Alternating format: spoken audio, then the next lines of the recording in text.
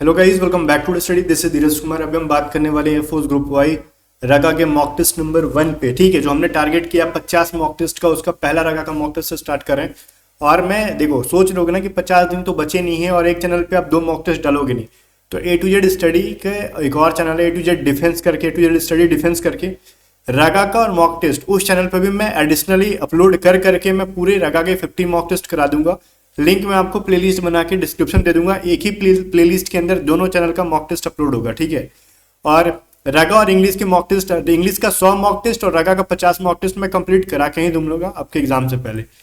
चलो, और इसकी पीडीएफ को मैं आपको देते जाऊंगा टेलीग्राम पे तो नहीं दूंगा, ऐप पे दे दूंगा, ए टू जेड स्टडी ऐप के ऊपर।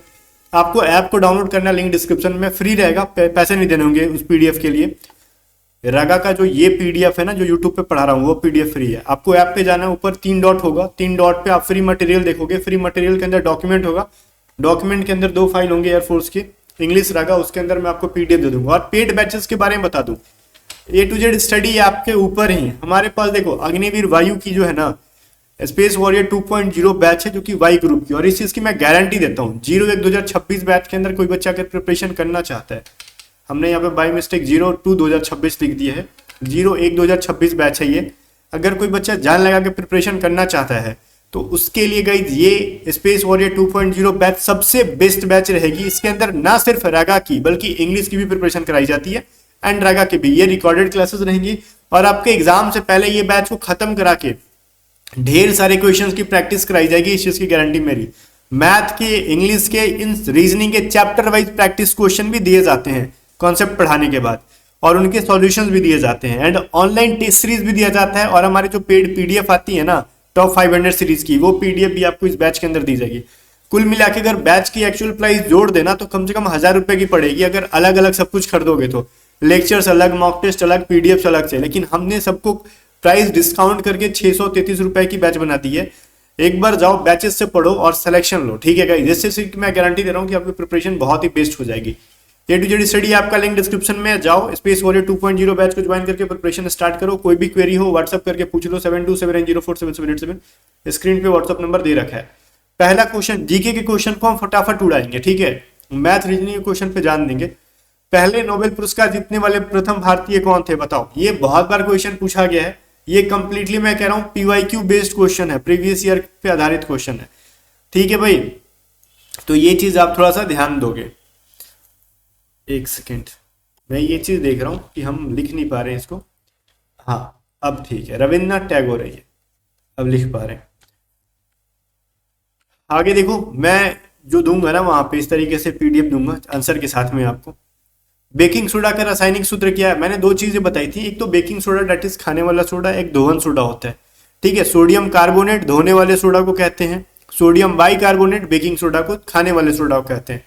बाई कार्बोनेट में क्या लग जाता है, बीच में एच लग जाता है। ठीक है, और जो धोने वाला होता है उसमें एच नहीं लगता है, तो ये चीज ध्यान देना बस। आगे बढ़ते हैं हम लोग। फिर कह रहा है लाल ग्रह किसको कहते हैं, तो मार्स को लाल ग्रह के नाम से जानते हैं, मंगल को। चलो, फिर कह रहा है 2023-24 के लिए मानव विकास सूचकांक जो है ना HDI, इसमें भारत का स्थान क्या रहा था, पोजीशन क्या रहा था, ये सवाल एग्जाम में पूछा जा सकता है करंट अफेयर के पॉइंट ऑफ व्यू से। अभी 23-24 का ही है तो 23-24 का ही पूछ सकता है, तो जो कि 134 है रैंक। ठीक है, फिर कह रहा है विंग्स ऑफ फायर किसने लिखी थी, तो आपको पता होगा wings of fire APJ Abdul Kalam ji ने लिखा था। ऑप्शन ए हमारा सही है। फिर है UIDAI का पूरा नाम क्या है, तो इसका फुल फॉर्म क्या है, unique identification authority of India. अब है क्या कहीं पे, ऑप्शन ए के अंदर है। ठीक है, फिर कह रहा है कि किस भारतीय राज्य ने जनवरी 2025 से किसानों को प्रति एकड़ 7500 रुपए प्रदान करने के लिए रायथू भरोसा योजना विस्तार किया। देखो एक स्कीम है गवर्नमेंट का, रायथू भरोसा योजना। ठीक है, जो कि किसानों को दी जाएगी, इसके अंदर 7500 रुपया। ठीक है, तो प्रति एकड़, तो ये किस राज्य की गवर्नमेंट ने स्टार्ट किया है, तो तेलंगाना की गवर्नमेंट ने। आपको पता होगा तो ठीक है, नहीं पता है तो मैंने आंसर बता दिया। आगे बढ़ते हैं। वेब पेज डिजाइन करने के लिए कौन सी भाषा का उपयोग किया जाता है। वेबसाइट अगर बनती है ना, वेब पेज का मतलब वेबसाइट जो बनती है ना, वेबसाइट जो मिनिमम रिक्वायरमेंट लैंग्वेज होती है वो कौन सी होती है, HTML hyper text markup language. HTML का फुल फॉर्म भी पूछ लेता है, हाइपर टेक्स्ट मार्कअप लैंग्वेज। ठीक है भाई, तो ये चीज थोड़ा सा समझना आप। आगे बढ़ते हैं। आगे कह रहा 5 क्रमागत सम संख्याओं का औसत अगर 30 है तो सबसे बड़ी संख्या क्या है। तो इस सवाल को बनाने के लिए क्या करोगे, क्लास को रोक के बनाओ आप, मैं तो यही कहूंगा। इस सवाल को बनाने का एक सिंपल सा तरीका पता है, पहला नंबर x मान लो, दूसरा x+2 मान लो, तीसरा क्या मानोगे x+4, फिर चौथा x+6, पांचवा x+8। 5 नंबर हो गए, इनका एवरेज 30 है ना, तो सम क्या हो जाएगा, 5 से मल्टीप्लाई कर देंगे तो मतलब 150, यही है। तो x को अगर हम 5, अगर आपने कॉन्सेप्ट पढ़ा है तो ये चीज समझ में आएगा, नहीं पढ़ा है तो नहीं समझ में आएगा। तो 5 बार x है तो 5x हो जाएगा, 5 बार x है ना जी, 1 2 3 4 5, फिर 8 6 4 2, इनको ऐड करोगे तो 20 मिलेगा, is equal to 150। 5x is equal to क्या हो जाएगा, 150 में से 20 माइनस कराओगे हमको मिल जाएगा 130। मैं ना कलर चेंज करता हूं। x बराबर क्या हो जाएगा भाई, तो ये 5 से कट जाएगा, 5 दूनी 10, 5 छक्का 30, 26 में। पूछा है आपसे लार्जेस्ट नंबर, ठीक है, यही ना पूछा आपसे भाई। लार्जेस्ट नंबर हमारा x+8 है, क्यों, क्योंकि x तो सबसे मिनिमम हो गया, फिर x+2 थोड़ा सा बड़ा, उससे बड़ा 4, उससे बड़ा 6 ऐड करेंगे तो सबसे बड़ा x में 8 ऐड करेंगे तो 26 + 8 कितना हो जाएगा, that is 34। Option number D हमारा बिल्कुल भी करेक्ट आंसर है। आगे आ जाओ, कह रहे हैं एक आदमी अपनी आय का 75% क्या करता है, खर्च करता है। यदि उसकी आय में 20% की वृद्धि होती है और खर्च में 10% की वृद्धि होती है तो उसकी बचत में कितने परसेंट की वृद्धि होगी। दिमाग लगाओ, दिमाग लगाओ, ठीक है। ये सारे ना ट्रिकी क्वेश्चन है, ट्रिकी इन द सेंस की ट्रिक लगाना नहीं, दिमाग को कंफ्यूज करने वाले सवाल है। देखो मान लो उसका इनकम कितना था, 100 था, मान लेते हैं इनकम कितना था, 100 था, तो वो एक्सपेंस कितनी थी भाई उसकी, 75%, मतलब 75 रुपए। वो सेव कितना कर रहा था भाई, तो 25 रुपए सेव करेगा, तभी ना 75 और 25 जोड़ेंगे तो टोटल इनकम 100 बन जाएगा। हम ऐसा मान लेते हैं। अब क्या रहा है, मान लो उसके इनकम में ना भाई 20% की इंक्रीजमेंट हो रही है, तो 100 में अगर 20% इंक्रीज करोगे तो 120 रुपए उसकी इनकम हो जाती है मान लो। तो उसके खर्च में भी 10% की इंक्रीज होती है, तो मतलब पहले 75 हो रहा था, अब उसका एक्सपेंस कितना होगा, 75 में आप 10% इंक्रीज कर दो तो 25 से 4 बार में कटेगा, 25 से 3 बार में, ये मतलब 330/4 रुपीज क्या कर रहा है, वो एक्सपेंस कर रहा है, खर्च कर रहा है। क्लियर है, बोलोगे हाँ सर क्लियर है। तो अब उसकी सेविंग्स में कितनी वृद्धि हुई, तो अब सेव कितना कर रहा है ये बताओ। पहले क्या देखो, 120 रुपए इनकम है उसकी, खर्च कर रहा है 330/40, तो कितना सेव कर रहा है भाई, तो 12 × 48 माइनस 330/4, यही ना, तो इसकी वैल्यू क्या हो जाएगी 0, 5, 150/4। तो वो सेव कितना कर रहा है भाई, 150/4। पहले सेव कितना कर रहा था भाई, 25। तो कह रहा है बचत में कितने परसेंट की वृद्धि हुई है, तो 25 में कितना परसेंट बढ़ा है ये चीज पूछ रहा है आपसे। तो 150/4 माइनस 25 बटा में आप जितना सेव कर रहा है उससे डिवाइड करेंगे ना, 25 इंटू 100, ये चीज तो क्लियर हो गया। तो ये क्या हो जाएगा भाई, इसको सॉल्व करोगे तो अब देखो ये बटा पे का जोड़ घटाओ तो सिंपल है, तो 25 से 4 बार में मल्टीप्लाई होगा 100, 150 में से 100 घटाओगे क्या मिलेगा, 50/4 इंटू 25 इज इक्वल टू 100। तो भाई ये तो कट जाएगा, 25 × 100 100, तो बचा कितना 50%। मतलब भाई उसके सेविंग्स में कितनी की इंक्रीज हुई है, 50% की इंक्रीजमेंट हुई है। ये चीज थोड़ी सी देखने वाली चीज है, ठीक है। चलो इजी सा सवाल था, देखो इसमें ना सिर्फ कैलकुलेटिव सवाल था, इसमें बहुत ज्यादा दिमाग नहीं लगाना था, कुछ कॉन्सेप्ट नहीं था एक्स्ट्रा, बस इजी सवाल था, बशर्ते कि कैलकुलेशन लेके टाइम खा जाएगा आपका ये। आगे देखो, एक ट्रेन 4 घंटे में 180 किलोमीटर की यात्रा करती है, यदि गति उसकी 15 किलोमीटर प्रति घंटा बढ़ा दी जाए तो उसको डिस्टेंस कवर करने में कितना टाइम लगेगा। सबसे इजीएस्ट सवाल है इस पूरे टेस्ट का। देखो पहले स्पीड कितना था, स्पीड बराबर होता है डिस्टेंस बाई टाइम। तो स्पीड कितना था, डिस्टेंस था 180 किलोमीटर और टाइम ले रहा था 4, तो ये 4 × 16, 4 × 5 20, ठीक है, इतना किलोमीटर पर आवर इसका स्पीड था। अब कह रहा अगर भैया तुम स्पीड में ना 15 किलोमीटर प्रति घंटा जोड़ दोगे, तो 45 में अगर 15 तुम जोड़ दोगे तो 60 हो जाएगा, 60 किलोमीटर पर आवर। तो अब वो डिस्टेंस को कितना समय में तय करेगा, तो टाइम बराबर होता है डिस्टेंस बटा स्पीड। तो डिस्टेंस कितना है उसका भाई 180 किलोमीटर, स्पीड क्या आ गई 60, तो 60 से डिवाइड करोगे ये 3 आवर्स हो जाएगा, 3 घंटे में उसको अब कवर कर लेगा। प्यारा सा चीज था। आगे आ जाओ 12 नंबर देखो, कह रहा है एक व्यक्ति जो है ना वो 30 किलोमीटर पर आवर की स्पीड से 60 किलोमीटर और 40 किलोमीटर पर आवर की स्पीड से 80 किलोमीटर यात्रा संपूर्ण कर रहा है, ठीक है। बहुत ही प्यारा सा सवाल है। 80 किलोमीटर यात्रा को कंप्लीट करता है, तो संपूर्ण यात्रा की औसत गति क्या है ये चीज बताओ।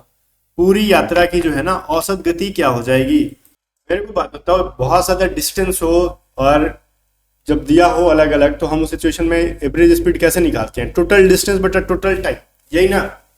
ठीक है भाई, चलो हम एवरेज स्पीड निकालने के लिए क्या फॉर्मूला लगाएंगे, एवरेज स्पीड निकालने के लिए यही नहीं लगाएंगे, total distance by total time. अब बोलोगे सर टाइम तो दिया नहीं है, तो टाइम बराबर क्या होता है, डिस्टेंस बटा में स्पीड। तो भाई हमारा टाइम 1 कितना हो जाएगा, पहला 60 किलोमीटर था डिस्टेंस और 30 किलोमीटर प्रति घंटा के हिसाब से स्पीड, मतलब 2 आवर्स। अब हमारा टाइम 2 कितना हो जाएगा, 80 किलोमीटर और 40 घंटे में कर रहे हैं, वो भी 2 आवर्स, मतलब 2 और 2 मिलके 4 घंटे। और डिस्टेंस कितना हो जाएगा, D1 प्लस D2 बटा में T1 प्लस T2, मतलब टाइम। तो पहला डिस्टेंस कितना था भाई 60 किलोमीटर, दूसरा डिस्टेंस 80 किलोमीटर, पहला टाइम 2 घंटा, दूसरा टाइम भी 2 घंटा, मतलब 6 6 12 13 14 140 बटा में 4, तो हो जाएगा 4 35 हो जाएगा ना, 4 3 12 4 5 20, 35 किलोमीटर पर आवर की स्पीड से वो यह है उसकी एवरेज स्पीड है। हम जो है ना लॉजिक लगा के निकाल लेंगे आंसर। लॉजिक क्या है, फॉर्मूला ही तो है, कुछ एक्स्ट्रा थोड़ी हमने लगाया दिमाग। आगे आ जाओ, तेरी तस्वीर पे मैं हार चढ़ा दूं। क्या कह रहा है, एक तस्वीर की ओर इशारा करते हुए एक आदमी कहता है, वह मेरे पिता के एकमात्र पुत्र की इकलौती बेटी है। वह महिला उस आदमी से किस प्रकार संबंधित है। भाई सुनो क्या कह रहा है, ये जो आदमी है ना, ये क्या कहता है, एक आदमी कहता है वह मेरे पिता के, मतलब इस आदमी के पिता के एकमात्र पुत्र, मतलब तो खुद हुआ छोटा ही, तो एकमात्र पुत्र की इकलौती बेटी है, मतलब इसकी बेटी। अब ये आदमी से क्या लगेगी, तो बोल तो रहा है कि इसकी बेटी, तो इसकी बेटी लगेगी, कहानी खत्म। ऑप्शन बी ठीक है। आगे देखो 14 नंबर कह रहा है कि इसको ना अरेंज करो सीक्वेंस में, पहले birth, school, marriage, job, death. ठीक है, इनमें पहले क्या होगा, बोलोगे पहले मृत्यु हो जाएगी फिर वो जन्म लेगी, नहीं, पहले वो जन्म लेगी या जन्म लेगा, जो भी है, मैं बार बार लेगी क्यों बोल रहा हूँ, पिछले लड़की से रिलेटेड सवाल था क्या, हाँ बेटी थी। आगे देखो वो जन्म लेगा, कोई भी इंसान है पहले जन्म लेता है वो, उसके बाद उसका शादी तो करा नहीं दोगे, बच्चा है पढ़ने जाएगा, फिर वो क्या जाएगा, स्कूल जाएगा, स्कूल जाके क्या कर लेगा, बोलोगे स्कूल जाके शादी कर लेगा, मिल जाता है कोई, ऐसा जरूरी नहीं है, पहले वो नौकरी भी ले सकता है। ये देखो रूल तो यही है ना, आप थोड़ी भाग के कर लो किसी से, वो चीज़ अलग है। तो हमारा नियम क्या कहता है, पहले तुम नौकरी लो, मतलब 1 2 4 करो, 1 2 का 4 कर दिया हमने ठीक है, फिर हम क्या करेंगे, उसका शादी ब्याह करा देंगे, जैसे बाप का होने वाला जॉब के बाद, फिर बेचारा खा पी के मर जाएगा। तो 124 35 कहाँ पे है, ऑप्शन नंबर ए के अंदर ही है। ठीक है, चलो आगे क्या कह रहा है, गड़ा इलेक्ट्रॉनिक्स है ना, जेठालाल वाली, वही गड़ा इलेक्ट्रॉनिक्स में टेलीविजन की क्रय मूल्य पर लाभ जो है ना 420% है। यदि क्रय मूल्य में 35% की वृद्धि की जाती है लेकिन विक्रय मूल्य में परिवर्तन नहीं होता है, तो विक्रय मूल्य का अनुमानित कितना प्रतिशत लाभ होगा। भैया देखो ये चीज क्या कह रहा है कि क्रय मूल्य पर उसको लाभ हो रहा है, तो कॉस्ट प्राइस कितना है हमको पते नहीं है भाई, उसको प्रॉफिट कितना हो रहा है 420% का। ठीक है, अब एक चीज मेरे को बताओ, क्रय मूल्य पे 420% का प्रॉफिट हो रहा है, तो उसकी सेलिंग प्राइस क्या हो सकती है।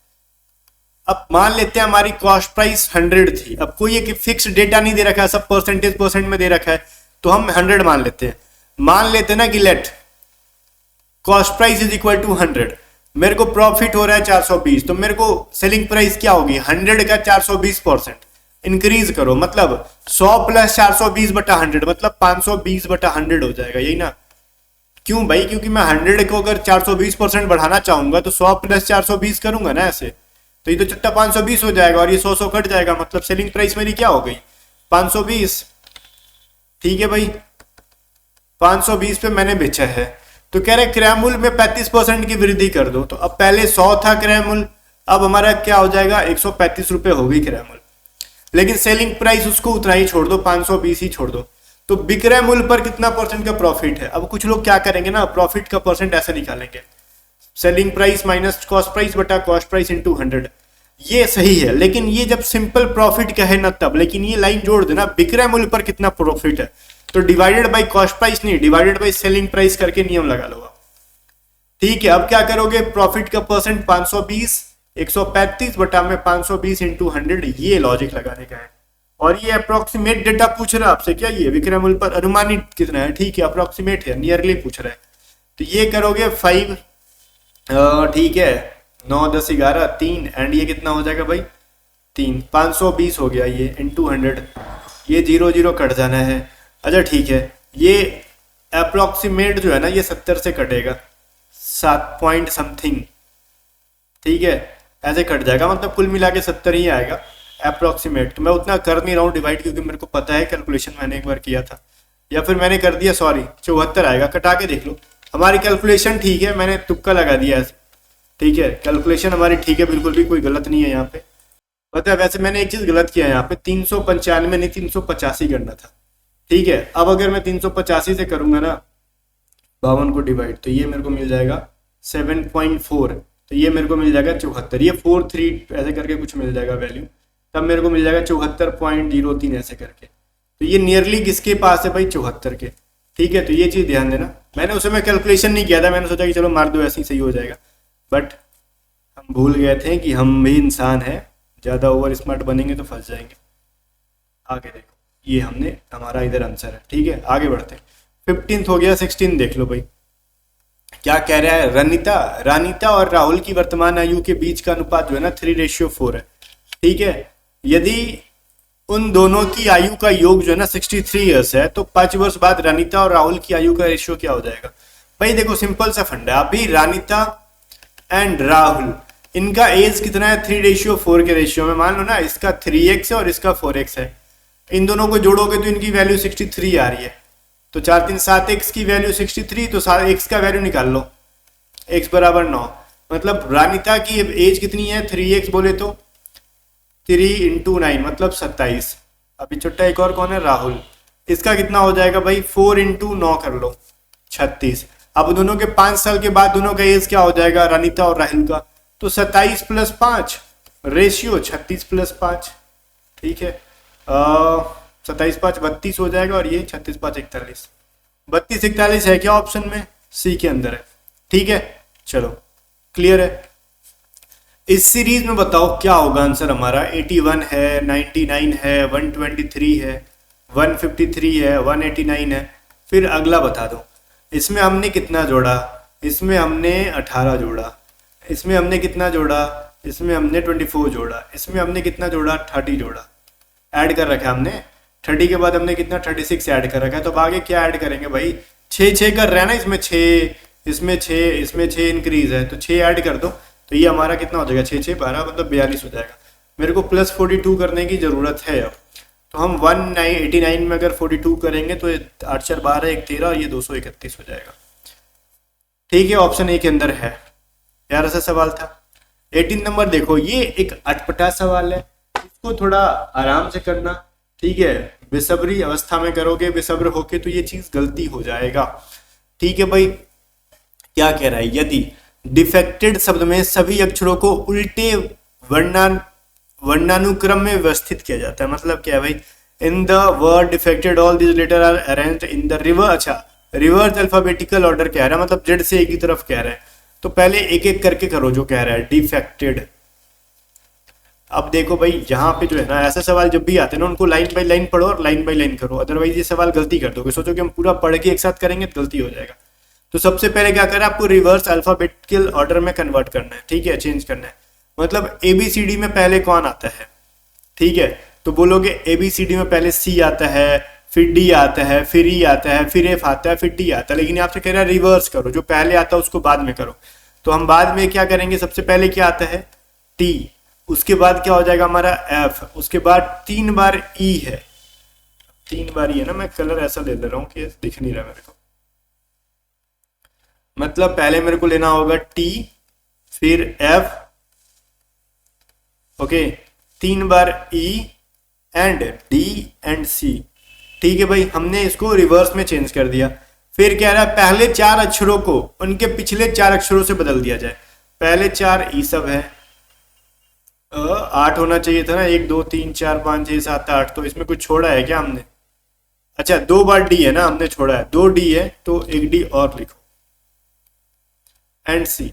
अब देखो 2 पार्ट में बांट दो, पहले 4 हो गए टी एफ ई ई और लास्ट के 4 हो गए ई डी डी सी, तो पहले 4 को क्या करना है, पिछले अक्षर से बदल दो। मतलब टी के पहले क्या आता है एस, एफ के पहले क्या आता है ई के पहले क्या आता है डी, फिर ई के पहले क्या आता है डी।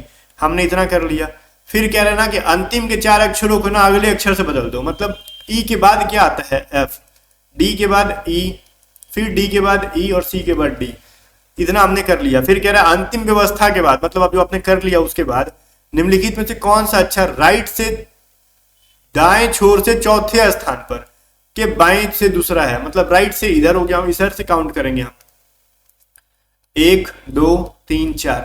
अब इसके जो है ना लेफ्ट से दूसरे नंबर पे, तो लेफ्ट हमारा इधर ही जाएंगे। तो लेफ्ट में 1 और 2 हमको मिल रहा है डी।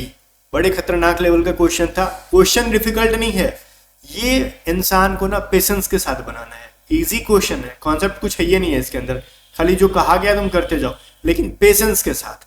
छटपटा के करने में पता है क्या है, माइनस में मार्किंग मिल जाएगी। आगे बढ़ते हैं। 19 नंबर देखो, ये सवाल प्यारा है, इसमें कोई दिमाग ही नहीं लगाना। कह रहा ना कि बताओ इसके अंदर all beautiful are girls nice को लिखते हैं PBAG BA SATF। Some sweet girls are classy को लिखते हैं SFNT TF MP PP। Beautiful all some dating goods को लिखते हैं NF MP GD SA BA। Nice boys are sweet but not quit. गजब, ठीक है। क्विट या फिर क्या लिखना चाहिए था यार, बहुत ही क्विट लग रही हो, नहीं क्या बोलते हैं उसको, मैं भूल गया। ठीक है चलो हटाओ, क्वेश्चन पे आते हैं। CTAG TF NT NA KP ST, ठीक है। क्यूट बोलते हैं उसको, मैं क्विट पढ़ रहा हूँ इसको, क्यूट है ये, ठीक है। वही तो मैं बोलूँ कि मैं बोलने में जरूर कुछ उल्टा सीधा बोल रहा हूँ। वही तो, क्विट तो क्यू से होता है, ये क्यू, ये लड़कियों को क्या बोलते हैं, बहुत ही कैसी लग रही है, क्विट लग रही है। नहीं, मैं फिर से मैं बोलने में भूल जा रहा हूँ, इसलिए सिंगल हूँ। आगे देखो, फिर NF को पूछ रहा है ना क्या लिख सकते हैं। लड़कियों को कैसी लगती है यार, क्विट लग रही है, क्यूट है। अच्छा क्यूट है ये, ठीक है। चलो मैं फंस जाता हूँ ऐसे ऐसे वर्ड्स में, भारी भरकम वर्ड से, क्यूट लग रही है। ओके चलो, ये boys are sweet but not cute, तो लड़की थोड़ी है कि क्यूट नहीं लगेगा वो, तो ये क्यूट है। अब आ जाओ, खैर जैसी है रहने दो। हमसे NF की वैल्यू पूछा गया, NF कहाँ पे, यहाँ पे। अब एक चीज देखो भाई, NF कहीं और भी है क्या इसके अंदर, बोलोगे ना ना ना ना, NF तो कहीं है ही नहीं। तो NF के अलावा और कोई वर्ड है जो ऊपर से नीचे तक मैच कर जा रहा है, तो MP देखो इन दोनों के अंदर है, ठीक है। MP के अलावा इन दोनों में देखो क्या क्या चीजें हैं, सेम है भाई। तो देखो भाई, सम और सम मैच कर जा रहा है, तो मतलब सम आंसर नहीं हो सकता। GD कहीं और है ही नहीं, इसी के अंदर है। ऐसे है क्या, SA, बोलोगे हाँ सर SA है हमारा। ओके, SA कहाँ पे है, और इन दोनों में और क्या चीज है, ऑल देखो, ऑल मैच कर रहा है, ब्यूटीफुल भी मैच कर रहा है। इसका मतलब और भी कुछ चीजें होंगी, लाइक BA भी दोनों में है। अब देखो NF और GD की वैल्यू नहीं मिल रही है, ठीक है। NF और GD की वैल्यू नहीं मिल रही है, तो मेरे को कंफर्म नहीं हो रहा है डेटिंग को आंसर करे कि गुड करे। तो दोनों में से कोई भी एक आंसर हो सकता है जो कि D के अंदर है, इधर डेटिंग और गुड। अब आप डेटिंग और गुड में आंसर को क्लैरिफाई नहीं कर सकते, क्लियर नहीं बता सकते कौन सा है, इसलिए अपने को या में आंसर देना होगा D, ठीक है। 20 नंबर देखो, कह रहा है इसमें से कौन सा इक्वेशन सही नहीं है वो बताओ। अगर 7 और 4 को ना इंटरचेंज कर देते हैं तो देखो पहला नंबर में क्या कह रहा है, 4 है ना, तो 4 की जगह 7 कर दो और 7 की जगह 4 कर दो, देन सॉल्व करो। क्या ये 23 दे रहा है, ये चीज देखना है। 2 से डिवाइड करेंगे 4 मिलेगा, ये 21 -4 + 4, तो ये कट गया, तो ये तो मेरे को 21 मिला, इज नॉट इक्वल टू 23। एक नंबर नहीं हो रहा है, एक नंबर सही नहीं है भाई, ठीक है। तो यही तो क्या है कि सही नहीं है, तो एक आंसर हो सकता है। अब दो हो सकता है कि नहीं, ये देख लो, एक को सिलेक्ट करो, ये आंसर होगा हमारा।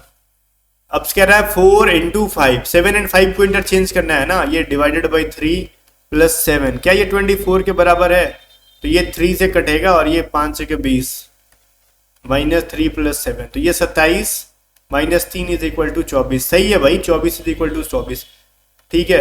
मतलब 2 नंबर आ जा रहा है, इसलिए इसको हम नहीं ले सकते। हमसे पूछा गया समीकरण सही नहीं है, तो 2 नंबर तो सही है, तो इसको नहीं ले सकते। सिर्फ एक नंबर सही है, तो एक नंबर को ले सकते हैं, तो ओनली 1 सही हो जाएगा हमारा, ठीक है। 21 नंबर देखो, इसमें कह रहा है ऑड बताओ। भाई 24 से ये 4 बार में कट जाएगा, 23 से 4 बार में कट जाएगा, 19 × 5 = 95 कट जाएगा, 18 88 को नहीं डिवाइड कर सकते, ये हमारा कंफर्म आंसर है, ठीक है। चलो भाई, इस वेन डायग्राम का ऐसा का तैसा करो। देखो भतीजी है, ब्यूटिशियन है और महिला, इनका क्या बनेगा भाई? पहली बात तो ये जितनी भतीजी है ना वो महिला के अंदर आने वाली, ये चीज क्लियर है। लेकिन जरूरी नहीं कि सारी ब्यूटिशियन जो है ना वो, भाई ये देखो ये आंसर नहीं होगा, ये आंसर नहीं होगा। रीजन है कुछ भतीजी को महिला से बाहर भी कर दे रहा है।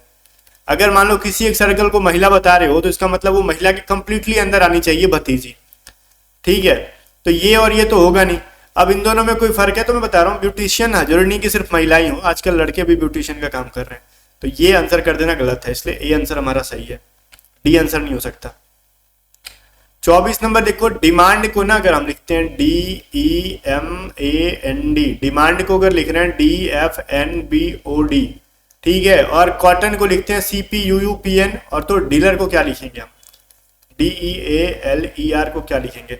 भाई देखो पहले और एंड वाले लेटर को हमने एज इट इज लिखा है, बाकी सब में हमने एक एक ऐड कर दिया है, ठीक है? तो मतलब हमने D एंड R को एज इट इज लिख देना है, ठीक है? बाकी सब में एक एक ऐड कर देंगे तो E का F बन जाएगा, A का B बन जाएगा, L का M बन जाएगा, E का F बन जाएगा।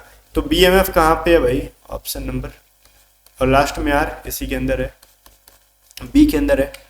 आगे बढ़ते हैं, 24 नंबर देखो कह रहा है देखो एट द रेट ऑफ का मतलब जो है ना मल्टीप्लाई है, हैश का मतलब माइनस है, पाउंड या फिर डॉलर का मतलब प्लस है, परसेंटेज का मतलब जो है ना वो डिवाइड है।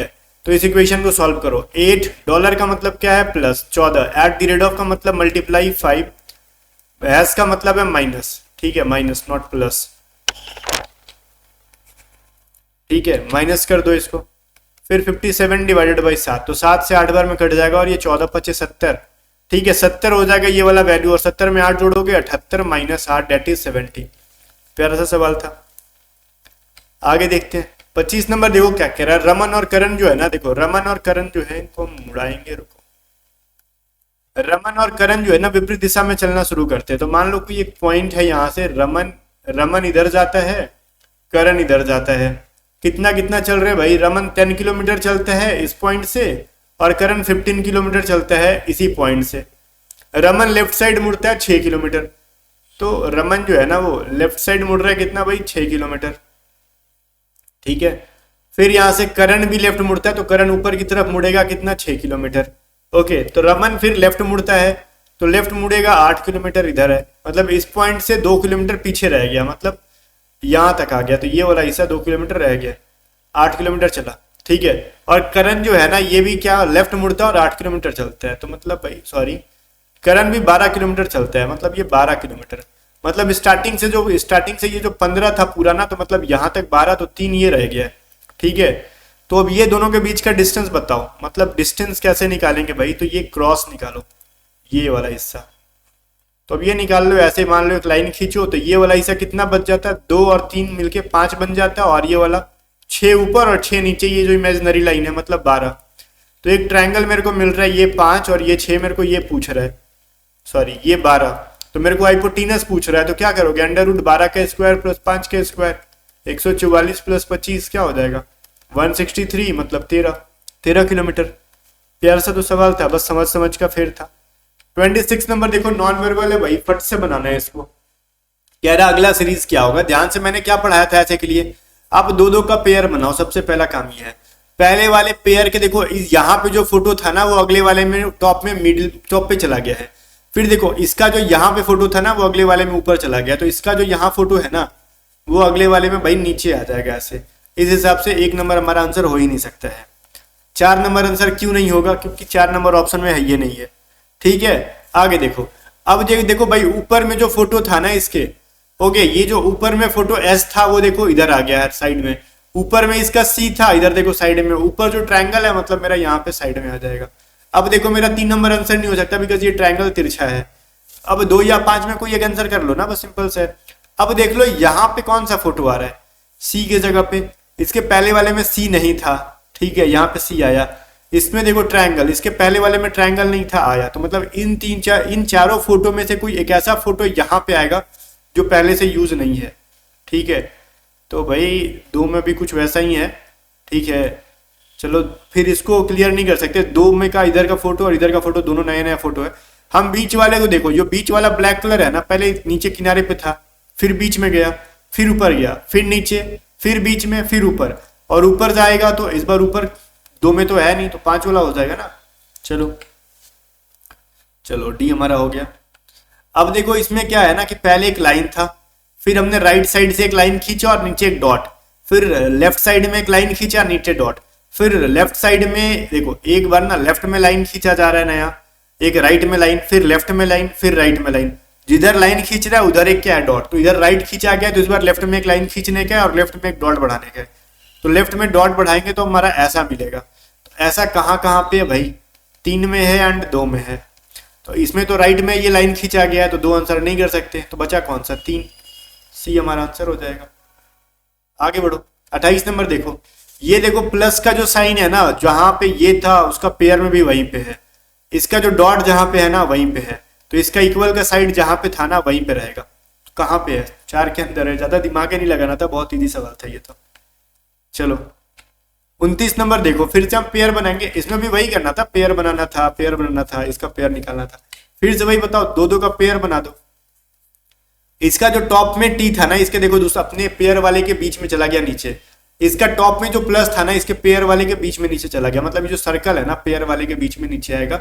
इस हिसाब से भैया 4 नंबर को आंसर नहीं कर सकते हम लोग, 1 नंबर को आंसर नहीं कर सकते हम लोग, और 5 नंबर को आंसर क्यों नहीं करेंगे, बिकॉज वो ऑप्शन में है नहीं। तो अब 2-3 में देख लो भाई किसको आंसर करोगे।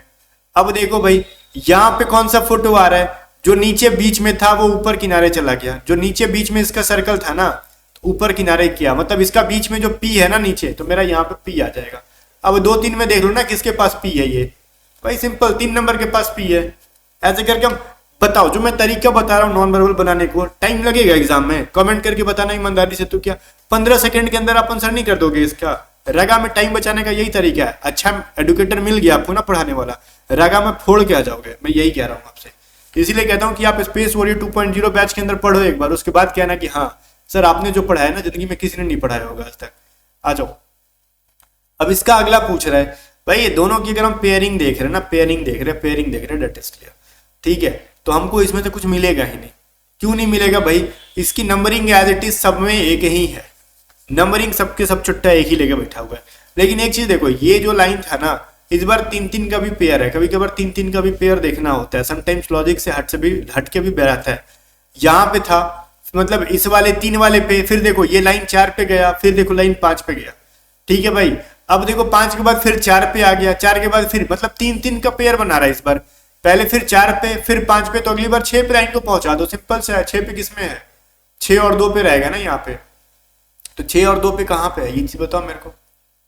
6 और 2 पे है अच्छा हाँ 4 के अंदर है, इसमें खोजना क्या इतना, डी, ठीक है। कमेंट करके बताओ टोटल कितने आपने सही किए। और रागा की और इंग्लिश की अगर बेस्ट लेवल की प्रिपरेशन करनी है ना भाई, तो स्पेस वॉरियर 2.0 बैच के अंदर पढ़ के देखो एक बार, आपको मैं गारंटी देता हूँ कि इससे बेस्ट बैचेस आपको यूट्यूब पे मिलेगा नहीं। हाँ 100-150 थोड़ा मेरा महंगा रहता है, रीजन है महंगा होने का भाई, मैं बहुत ज्यादा प्रैक्टिस करने के लिए पीडीएफ देता हूँ, मैं बैच खरीदवा के लवारिस की तरह छोड़ता नहीं हूँ, ठीक है। चल खरीद लिया आपने, अब समझते रहो, वो सब चीजें हमारे पास देखने के लिए नहीं मिलेंगी। हमारे पास थोड़ी सी पैसे ज्यादा ली जाती है लेकिन मेहनत कराई जाती है, ठीक है। आपको अपने बच्चे की तरह, अपने छोटे भाई की तरह पढ़ाने की गारंटी मैं लेता हूँ। बाकी गाइस मिलते हैं नेक्स्ट वीडियो में, तब तक के लिए बाय बाय। वीडियो को लाइक शेयर कर देना और टीचर स्टडी को सब्सक्राइब कर लेना।